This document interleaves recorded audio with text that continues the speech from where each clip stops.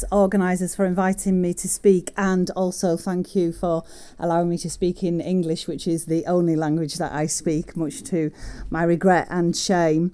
As Matthew mentioned, I'm the chair of the Museum of Homelessness, and the picture on the left here, the image is from one of our object storytelling sessions. So we collect objects from people who have lived experience of homelessness, and we collect their stories as well, and then we present them in verbatim theatre style in pop-ups, in museums, in other cultural and community spaces throughout the UK. And we are working on, at the moment, our very first permanent venue in North London, which is an exciting development for a museum that I think plays a really critical role in new museology.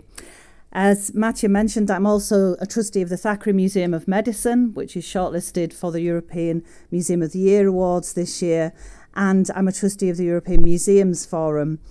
I'm also a founder of Museum Space Invaders, which is a feminist network in the UK for women and others who are feminists to try and reclaim some male space in the museum sector. And we think about representation, and we think about narratives, women's stories told, as well as about where women are in terms of the workforce and leadership.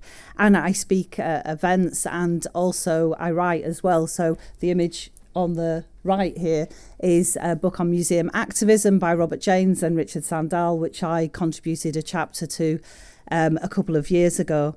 So I'm going to talk about decolonisation in UK museums, what the challenges and barriers are, and what the opportunities are, and how we're attempting to rethink museums and the work that museums do, because in some of the conversations that we've had already, we've explored that decolonising is sometimes seen externally as quite narrow and as pertaining to world culture collections and collections of that type, whereas actually it's really about the whole of the sector, the bones of the sector, the flesh of the sector, everything that we do from workforce to governance to collections and displays. I was going to just explain quickly about the UK Museums Association. So we're one of the oldest museums associations in the world. We were set up in 1889.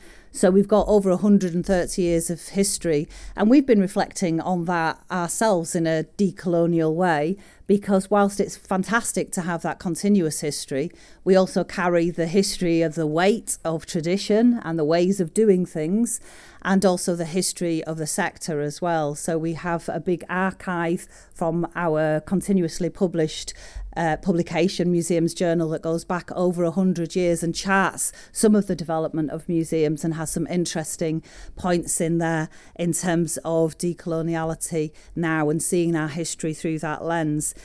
We do all of the things that you might expect a membership organisation does. We do continuous professional development, we run events, we have an annual conference where we discuss issues such as this. We produce a lot of content online. Everything that I mentioned is available on our website and is free access.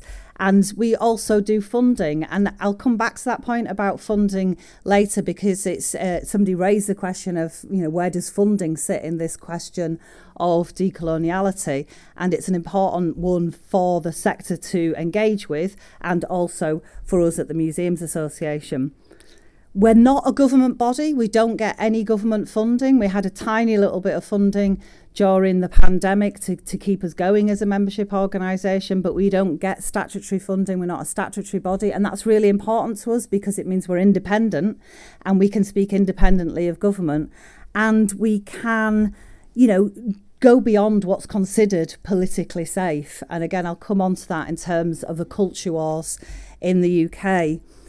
But being a membership organisation does mean we have to take our members' views into account. We have 10,000 individual members. That's everybody who works in the sector, from people who are starting their career and volunteers to senior leadership. And we represent about 1,500 museums. Again, everything from small, local, volunteer-run museums to the big national institutions are our institutional members. But taking everyone's views into account is not a reductive process. It doesn't mean we reduce everything down to the lowest common denominator, because we've set our ambition as an organisation to be a campaigning, values-based organisation, and we're guided by our mission and our vision and our values. You can see there that our mission is inspiring museums to change lives. Our vision is for inclusive and participatory and sustainable museums at the heart of their communities. And our values are centred on inclusivity, equity and diversity.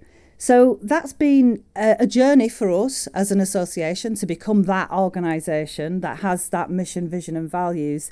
And it's really guided our work. So every time we get asked to collaborate on a research project or a partnership with other sector organisations or museums and members, every time we're offered funding even, we screen it against that mission, vision and values. We go back to that and say, does it fit? And if it does, we might do it. And if it doesn't, we don't do it. And I think that's been a really important learning curve for us as an organisation. We've also set our ambition to be a campaigning organisation. And this has been, much debated by my board of trustees, who are all people who work in museums and in the sector as well. Can museums be activist? Can museums campaign? Our current campaigns, as you can see there, are around anti-racism, decolonisation, climate justice, learning and engagement. And the important thing for us is the reason that we frame them as campaigns rather than just policy or research is because we are campaigning actively for change. So even in the area of museum ethics, which I will come on to, we see that as a campaign for museums to behave in an ethical manner and to consider the ethics of the sector. Our flagship campaign is Museums Change Lives. This has been a campaign for us for over a decade. And it's really, again, guided our work. Its three tenets are that museums can enhance health and well-being, that they can create better places for us all to live and work and to visit, and where they can promote and provide space for reflection, discussion and debate. And all of those three really came into their own during the pandemic. Even though museums were closed to the public and collections were behind closed doors, all of those ideas around health and well-being and sense of place and creating a space for debate were moved into the online forum and continued those discussions there. And inherent within this campaign is also the idea that museums can and should promote social justice and human rights, that they can challenge prejudice and champion fairness and equality. So that's a backdrop to some of the work that we began to do on decolonisation 3 or 4 years ago.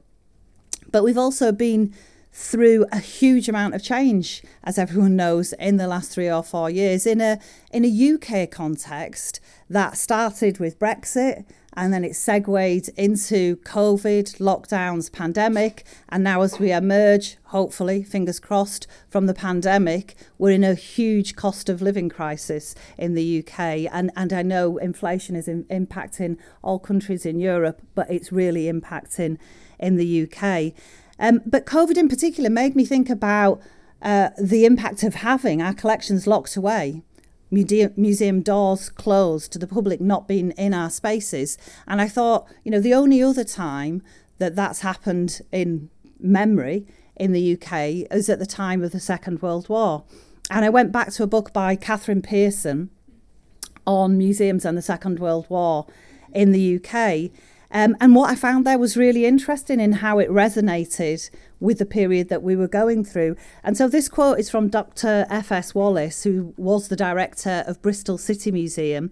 He was also the honorary editor of Museums Journal, which is the magazine which we have produced for a long time. And he says there, in the midst of the darkness and brutality of war, museums and art galleries have seized all the available opportunities for spreading the light of learning and culture. Their amazing development during the past 20 years has been accelerated, not retarded, as was first anticipated by war conditions. And I found that really interesting, actually, and I'm sure it's absolutely the case, and I'd love to chat to you all about it, that COVID was a break point for our museums because we couldn't have the public in that space. Miranda described some of the research that she was able to do. for us in the UK also, we had to shift gear online and think about how we connected with our communities, but also think about communities that didn't have access to digital, that didn't have access to that online world. So we really started to rethink what museums were for and how we operate. What's interesting about that period of the Second World War was Catherine in the book describes that after the end of the war, when some of the male curators came back from the front, came back from the war, things went back to the way that they were before the war.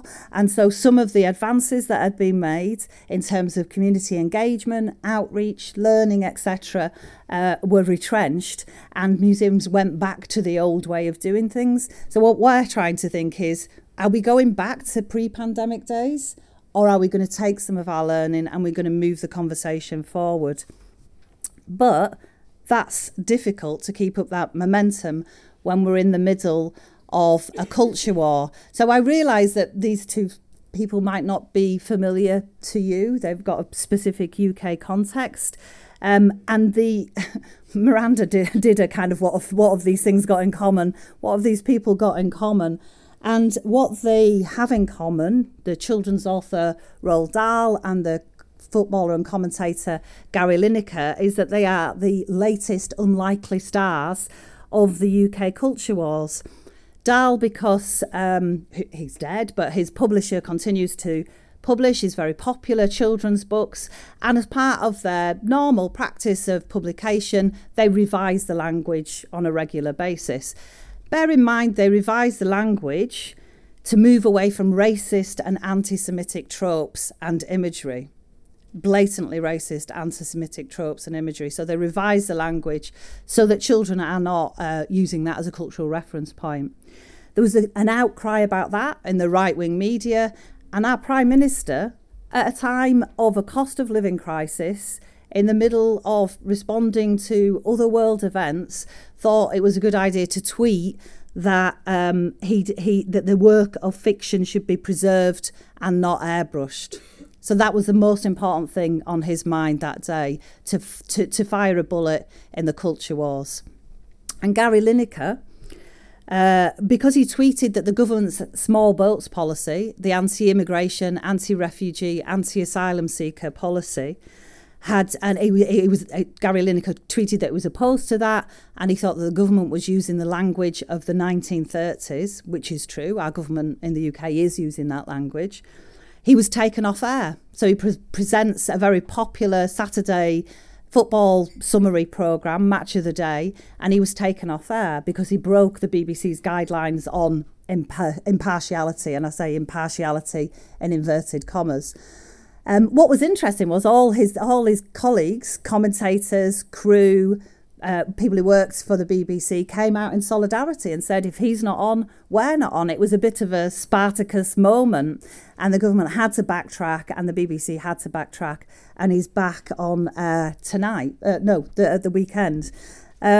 So I just use that as a small illustration of the current state of the culture wars. But obviously the culture wars have really impacted museums, and we know in the UK we'll see a ramping up of the culture wars in the run up to a general election, which has to take place in the next 12 months or so. You know, I think they'll turn up the rhetoric, I think they'll turn up the populist agenda in their desire to hold on to power. And we've already seen how it plays out and impacts on museums and the culture sector in the UK, especially since the murder of George Floyd and the unfolding of the Black Lives Matter movement. It was during the Black Lives Matter movement that the statue of Colston, who was a slave trader and plantation owner, the statue in Bristol was brought down. This image is of the empty plinth. The statue ended up in the harbour in Bristol, and it's surrounded by the placards from the Black Lives Matter protest. That was a flashpoint. Obviously, that it was a moment in time, but it was also a trigger for the culture wars. And at the time, the Culture Minister, Oliver Dowden, developed a policy of retain and explain. And he called in individual museum directors that had direct funding from the government, from the Department of Culture, and said, you cannot remove items from display, you can't remove paintings from display, you can't remove statues from within or on the exterior of buildings, and directly intervenes in that conversation. Now, we've had some of that conversation already here and yesterday on the tour. And of course, reinterpretation and using different language might be appropriate in some circumstances. But what's not appropriate is heavy-handed government interference in the day-to-day operations of museums, and using museums as an ongoing platform in the culture wars. The interesting thing about the UK is that that's only happening in England, because culture is a devolved responsibility. It's a devolved matter. And the administrations in Wales and Scotland and Northern Ireland have had a much more positive and proactive and supportive approach to museums dealing with the legacy of empire and slavery in their collections. In Northern Ireland, they have a dedicated gallery on global voices where they've brought out some of their world culture collections and reinterpreted with diaspora and source and communities of origin. They've also repatriated with some of their items. In Wales, they've set out from a government perspective, set out a really ambitious objective to become an anti-racist nation, which is just interesting politically anyway. But within that objective, they've carved out and described a role for the National Museum and the museum sector across the whole of Wales to play in Wales becoming an anti-racist nation. And in Scotland, a government commissioned report was published last year on empire and slavery in Scotland's museums. This is the steering group from that report, and they're now considering and acting on the recommendations. And interesting, there was a question about job descriptions earlier today, and the woman who is at the back with grey hair, Sandra Yeaman, is the curator of discomfort at the Hunterian Museum in Glasgow. So I think it's not just a question of decolonising job descriptions, it's also decolonising job titles as well. And I think that's a really interesting one for us to consider as a sector. I've talked to Sandra a lot. She's got a really interesting intervention at the Hunterian Museum in Glasgow around that curating discomfort idea, which was done, co-produced with community. And, we've talked about maybe we need a whole network of curators of discomfort right through museums in the UK. And for us, I think, as the Museums Association, a lot of the way that the work evolved on decolonisation was following the amazing work of Miranda and Subhadra and other colleagues who've been absolutely at the coalface doing the work for many, many years, but also from some of our own work around diversity and inclusivity. We've long talked about and developed initiatives to try and tackle the lack of diversity in our collections, in our interpretation, in our workforce, in our governance. But still, nothing changes, nothing gives. There's not huge change. I just noted that within the last 6 months, I think, 2 reports have been published. One called, and these are available online, one called If Nothing Changes, Nothing Changes. And the other one called It's About Handing Over the Power. And the latter was produced by Culture and Museum X and funded by the Art Fund. And they were basically talking about the lack of diversity in the sector and why nothing ever changes. And we've reflected on that as a Museums Association because we've produced reports. We've got online training modules on anti-racism and decolonisation. And we were kind of like really sort of struggling with this idea is why is there such a gap? Why do we not reflect our communities? Why do we not reflect the rest of society in our workforce or in our collections and exhibitions? Because we've also supported and developed work with communities. This is Power to the People, which is a self-assessment framework for participatory practice. So it's really about taking an organisation on a journey from doing that work with community to really censoring the voice of community at every level in the organisation, from top to bottom, from governance and leadership to front of house. And yet still, we know there's a gap in our audiences. Matthew and I were talking about a really interesting research project that's coming out of Leicester University and various museums in the UK, which is going to look again at that gap in our audiences and why it exists. And I think part of understanding that is understanding the data.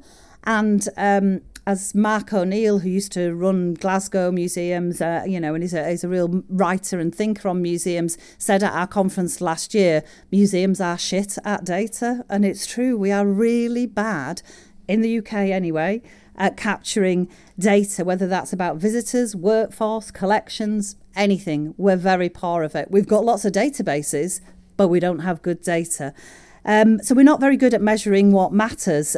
We produced this toolkit, which is a practical toolkit for individual institutions to try and measure socially engaged practice. And I think it is important that we have the baseline big data and we also have the specific data as well. I said I'd touch on the ethics. I know that ICOM is undergoing a review of its code of ethics at the moment.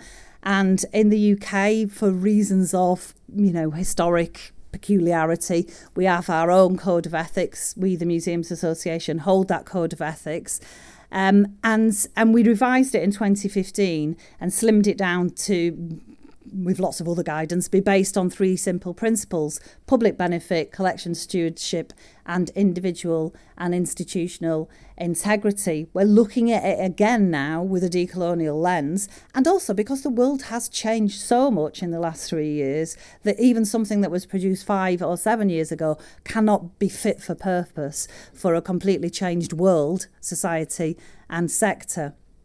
But in terms of charting where our decolonial work has come from, it came partly through our Code of Ethics and our Ethics Committee, but also from this report which we published in 2016 called Empowering Collections. So we'd done a lot of work on socially engaged practice, on community engagement, on learning and engagement, all of that front-facing, public-facing work. And we thought, actually, come on, let's go back to collections, because collections are where the power lies. And that's like the heart of the institution. It's the unique selling point of museums. So let's go back and interrogate what's happening with collections and where contemporary practice is at. And we spoke to over 1,000 people in the sector, and some people who didn't work in the sector, academics and community organisations, asked a lot of questions about where contemporary practice was sitting.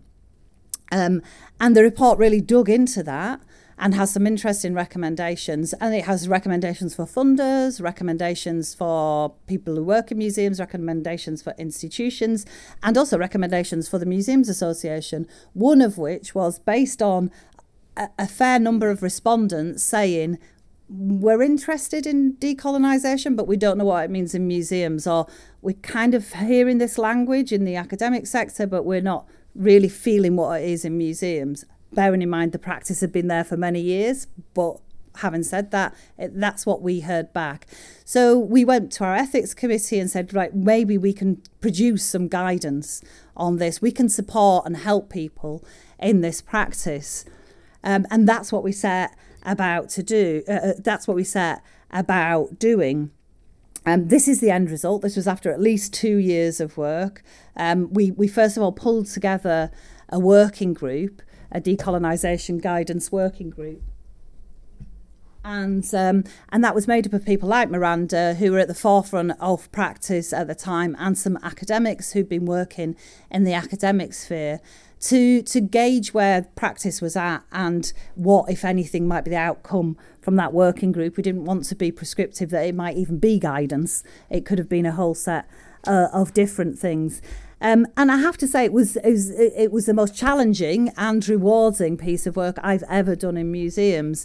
It was difficult and challenging, and it was fruitful, and it was sometimes very difficult for the people who were involved, and sometimes very difficult for the Museums Association, others, to hear what people had to say about our practice and where our leadership would be. And we tried to be democratic and inclusive in that work, and we tried to apply decolonising methodology to producing that guidance. And something happened about 6 months into that process where we had, gosh, I'm really running behind on time, where we had a meeting, I think on the day or the day after that George Floyd was murdered. And it was a visceral shock. It was an absolute shock. But what it did was it made us think there and then, in that moment, about the legacy of slavery and empire and colonialism in our collections and in our buildings, and what that means in terms of contemporary racism. It was like, you know, the penny drops. That's why we were sitting in that room. And it was a starting point for our anti-racism campaign and our work. So I'm going to have to go a bit quicker now. But the decolonisation guidance was published, and it's based on these principles that we challenge neutrality, that's already been mentioned. We acknowledge power and privilege, we build relationships, we value knowledge and expertise equally. We don't just value it, we value it equally. We're brave, accountable, we do the work, we take care, we're creative, and we aim for justice. I'm going to try and very quickly look at those principles in a little bit more detail. Because challenging neutrality is important, I think. For a long time, we've based our work in museums historically on the idea that we're neutral spaces. I think we're overcoming that now. It's already been mentioned. There was a big movement in the American museum sector around museums are not neutral. But every time we enter a space, we bring our own prejudice, bias, assumptions into that space. And it's also got a history of bias and assumptions and prejudice in terms of what's being collected. Acknowledging power and privilege, I think, is really important because it's about structural inequalities that are baked into our collections and our buildings. Museums are incredibly hierarchical spaces, and I think there's something in the naming and classification that comes from classification systems into siloed departments and into a hierarchy of power, and that mitigates against decolonising practice. This, I think, is... oh, hang on a minute, I've gone ahead. This I think, is an interesting one, valuing knowledge and expertise equally. I think it's tricky for museum professionals, but it's critical. And we have to start from the point of view that acknowledging somebody else's expertise doesn't cancel our expertise. Actually, you just get a greater mass by bringing the two things together. And there's countless examples of mislabeled objects where communities of origin have had to correct years of mistakes in interpretation. Being brave is important. Being brave is important. This is the Museum of Homelessness task force that we created during the first lockdown, which was basically based on making food and delivering it to people who are in temporary accommodation or on the streets. What's the point in being a museum of homelessness in a pandemic if you are not supporting your community? But it was brave for us to do that, to take that decision, to say, right, leave all the collections and the exhibition and the work that we're doing there and just do this because this is practical and it's needed by our community.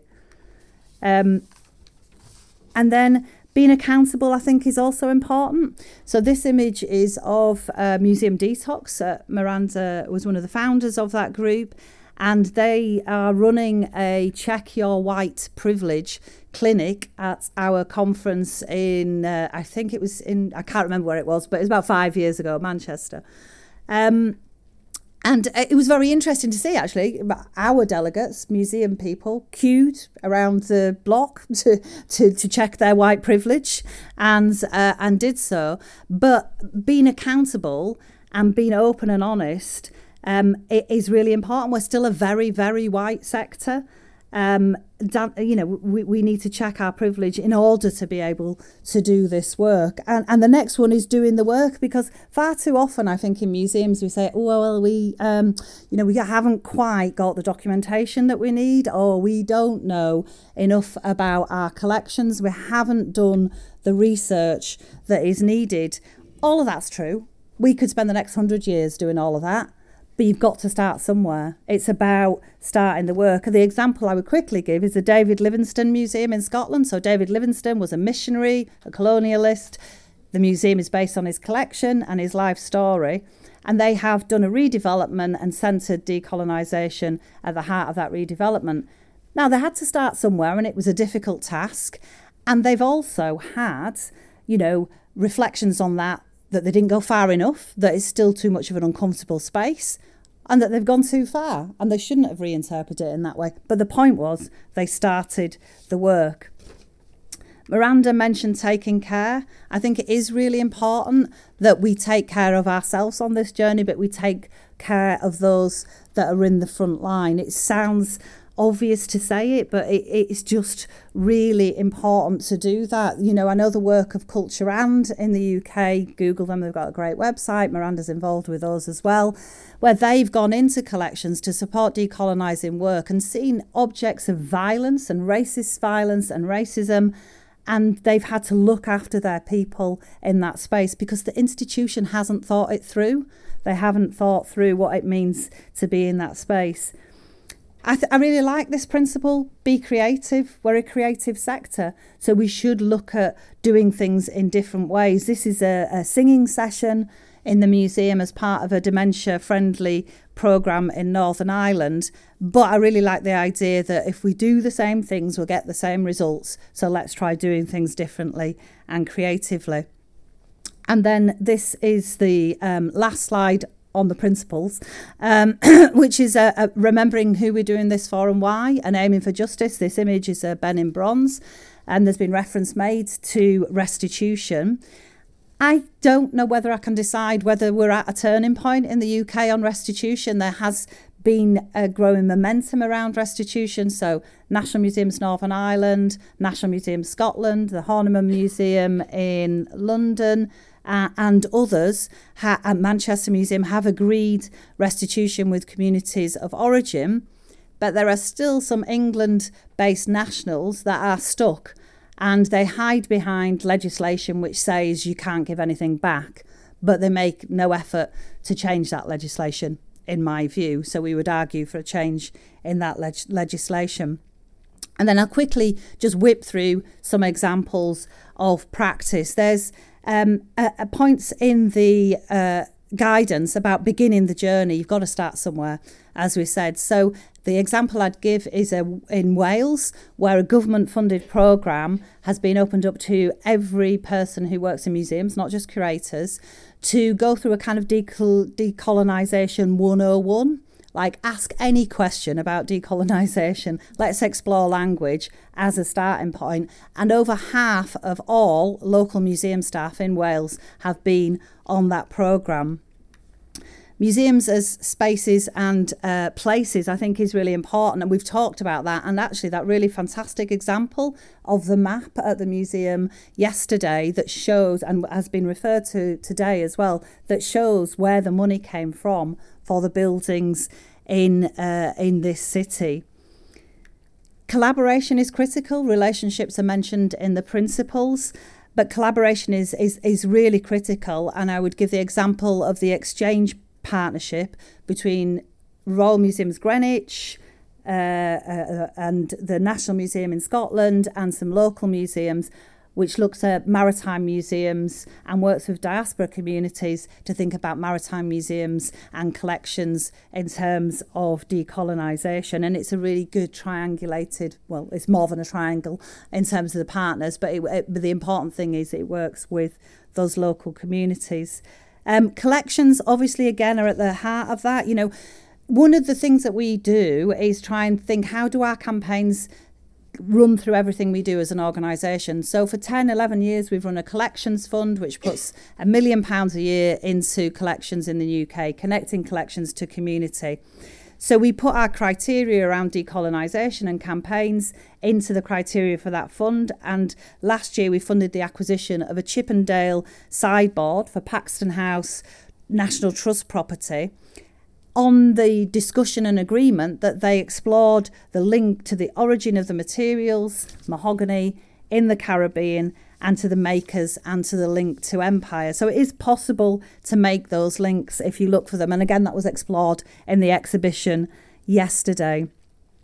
Museum workforce. I think this is a culture and image as well from the new museum school, which is trying to get more diversity into a range of positions in museums. One thing actually that preparing for this conference made me think is actually about, think again about front of house staff, because our front of house staff, when we put on these exhibitions that we've talked about and experienced, are the ones that will face the first questions and the difficult questions and the awkward questions. So how are we supporting our front of house staff to understand what decolonisation means?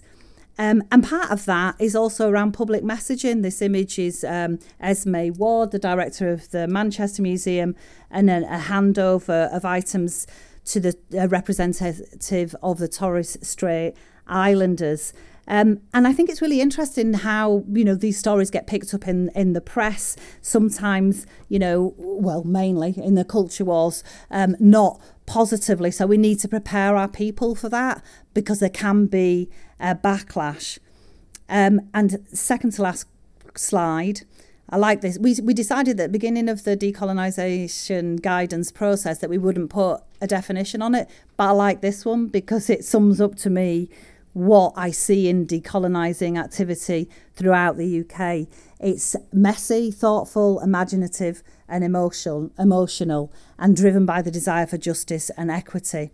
And I think it's really important to remember that, and that was part of the feedback to us. So last point, what is next? This is part of the redisplay of world culture galleries in the National Museum of Scotland. It's ongoing work, and I really take that point that it's not a phase, it's not a fad, it's not a trend, it has to be embedded. It absolutely has to be embedded in everything that we do.